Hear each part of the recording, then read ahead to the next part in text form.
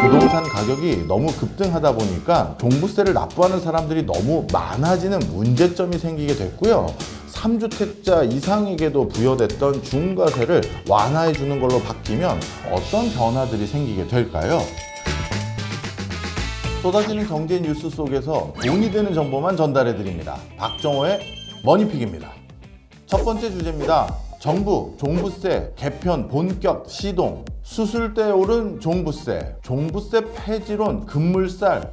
종합부동산세는 2005년부터 시행돼 왔던 일종의 누진세율입니다. 부동산으로 인해서 과세를 해야 되는데 고가 부동산 매물을 가진 사람과 그렇지 않은 매물을 가진 사람, 그리고 계속해서 지가가 상승하는 매물을 가진 사람과 그렇지 않은 사람이 동일하게 세율을 적용받는 게 과연 올바른 것이냐? 그리고 부동산을 통해서 단기간에 어마어마한 이익을 향유한 사람들이 있는데 추가적으로 세금을 징수해야 되는 거 아니냐라는 목소리가 높아졌고요. 그래서 2005년 이후부터요, 특정 요건을 갖춘 집이나 주택을 소유한 사람들에게는 기존의 종합토지세 이외에 추가적으로 누진세율을 하나 더 얹게 됐는데 그게 바로 종합부동산세, 종부세입니다. 그런데요, 최근 들어서 부동산 가격이 너무 급등하다 보니까 종부세를 납부하는 사람들이 너무 많아지는 문제점이 생기게 됐고요. 여기에 대해서 여러 가지 시정 조치를 해야 되는 거 아니냐라는 지적들이 생기게 됐습니다.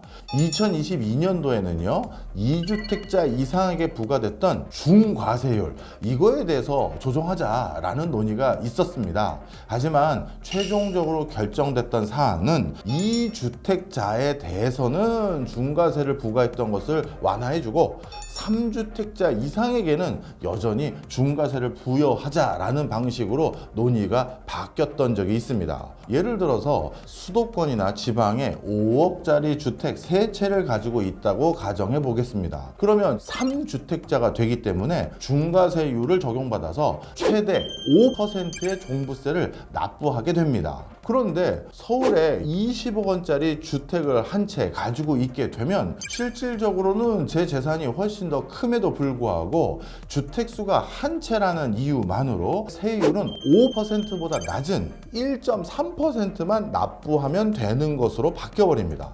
단순히 주택수가 많다는 이유만으로 더 높은 세율을 부과하는 것이 올바르냐? 바로 이런 맥락에서 형평성 이슈가 있었던 것입니다.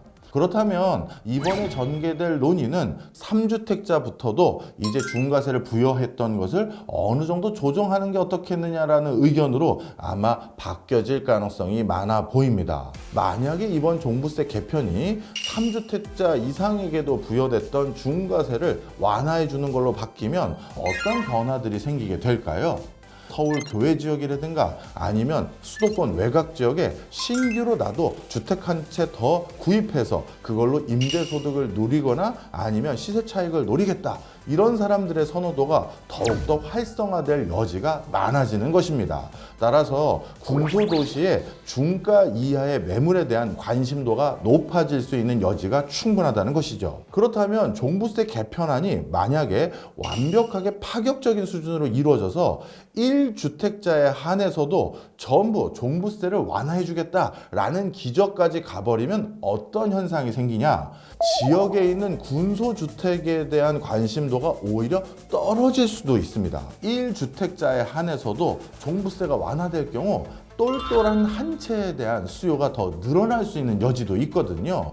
그렇다면 지역의 군소도시에 다주택자를 선호하는 움직임보다는 서울 요지에 똘똘한 한 채를 더 선호하겠다라는 일종의 쏠림 현상마저 유발될 수가 있습니다. 따라서 이번 종부세 개편안이 2채 이상으로 종부세를 완화하는 기조로 가는 것인지 아니면 한 채까지도 완화해 주는 것으로 귀결될 것인지에 따라서 향후 부동산 시장에 일으키는 파급 효과는 크게 달라질 수 있다.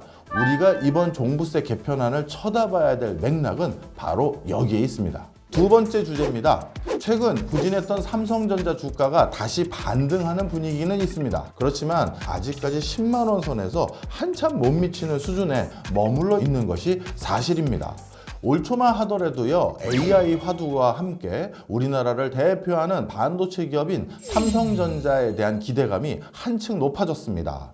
AI 기술을 구현하는 데 필요한 하드웨어적인 지원, 즉 반도체에 대한 수요가 더욱더 늘어날 것으로 전망되면서 삼성전자가 다시 10만 전자 가는 거 아니냐라는 기대감이 많았던 것이 사실인데요. 그렇지만 벌써 상반기도 어느 정도 다 끝나가는 이 상황에서 삼성전자의 주가는 앞으로의 기대감 때문인지 아니면 물타기한 수요 때문인지 모르겠습니다만 주가가 오르락 내리락을 반복하고 있는 상황입니다. 그렇다면 삼성전자의 주가 앞으로 어떤 흐름으로 우리가 진단하는 것이 중요할까요? 중국의 반도체 투자가 다시금 활성화되고 있다는 점에 주목할 필요가 있습니다. 최근 들어서 연이어 발표하고 있는 중국 정부의 반도체 부양책을 보면 그 규모감이 상당하다는 것을 우리가 알 수가 있는데요. 65조 원 정도에 해당되는 금액을 대규모 쏟아부어서 본격적으로 반도체 산업을 다시 한번 약진하기 위한 움직임을 시작했다 해도 과언이 아닙니다. 이 투자 금액은 우리나라가 반도체에 투자하고 있는 전체 총액의 2.5배 수준에 달하는 금액이고요. 미국의 반도체 투자 금액의 90%에 달하는 수준의 금액입니다.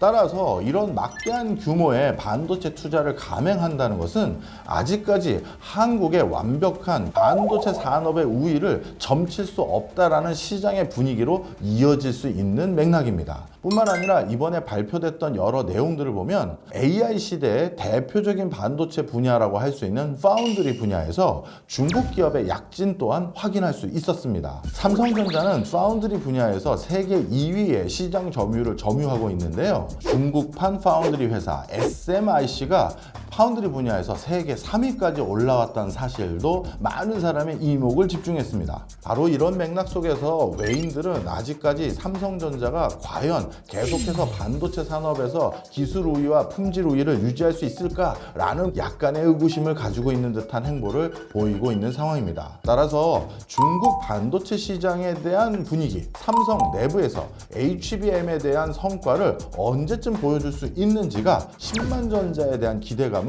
높일 수 있는지 없는지의 가장 중요한 키포인트로 점칠 수 있겠네요. 세 번째 주제입니다. 지난달 전국 미분양 7만 가구 돌파, 악성 미분양 9개월 연속 증가, 집 짓고 나서도 못 판다, 악성 미분양 3년 5개월 만에 최다.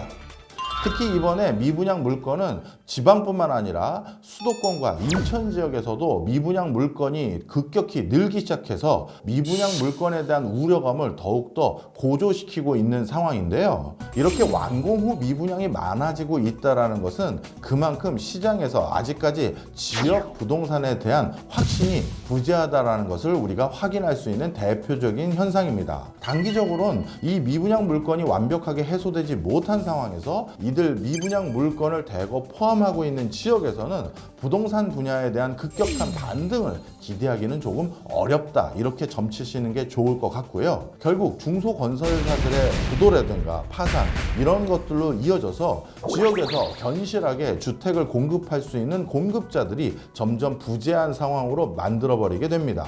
그렇게 되면 지방에 신규 아파트 공급이 줄어들고 마지막에 공급되었던 신규 아파트들의 시세가 중장기적으로는 훨씬 주목받을 수 있는 여지가 많다라는 것이죠. 따라서 기존의 중소도시들 같은 경우는 신축 아파트의 부재가 오히려 기존 아파트의 상승으로 기대할 수 있다, 이렇게 전망이 될 수 있네요. 오늘의 머니픽 여기까지입니다.